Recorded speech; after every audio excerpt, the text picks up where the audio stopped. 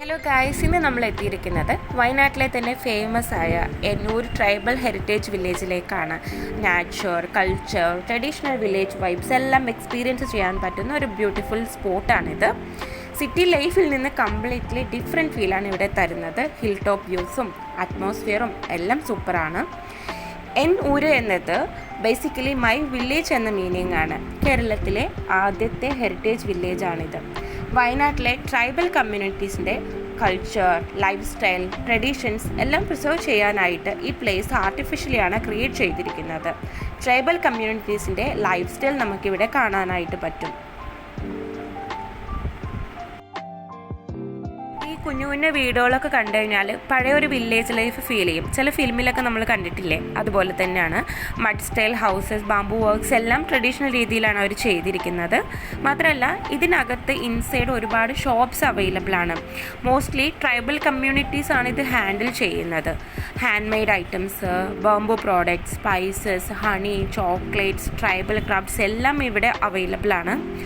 Actually tourist place ആണിത്, എങ്കിൽ പോലും ലോക്കൽ പീപ്പിൾസിന് സപ്പോർട്ട് കിട്ടുന്ന രീതിയിലാട്ടോ ഇത് സെറ്റപ്പ് ചെയ്തിരിക്കുന്നത്.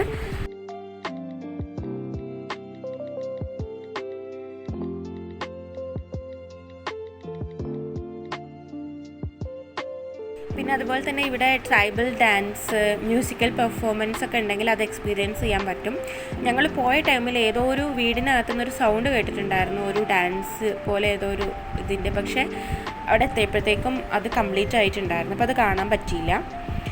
പിന്നെ ഓരോ വീടിനകത്തും ഓരോരോ രീതിയിൽ പഴയ കാലത്തുള്ള ആളുകളൊക്കെ എങ്ങനെ ജീവിച്ചിരുന്നു, അതുപോലെ അതിൻ്റെയൊക്കെ ഒരു ചെറിയ ഗ്ലിംസൊക്കെ ഇവിടെ നമുക്ക് വന്ന് കഴിഞ്ഞാൽ മനസ്സിലാക്കാൻ പറ്റും.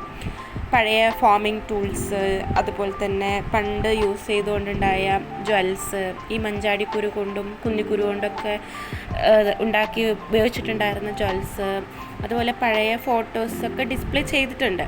അപ്പം അതൊക്കെ നമുക്ക് കാണുമ്പോൾ പണ്ട് നമ്മൾ പഠിച്ചിട്ടുണ്ട്, ആ ഹിസ്റ്ററിയിലൊക്കെ നമ്മൾ പഠിച്ചിട്ടില്ലേ, അങ്ങനെയുള്ള കുറേ കാര്യങ്ങളൊക്കെ അതൊക്കെ നമുക്കിങ്ങനെ ഒരു ഫീൽ ചെയ്യാൻ പറ്റും, അതൊക്കെ മനസ്സിലാക്കാനൊക്കെ പറ്റും.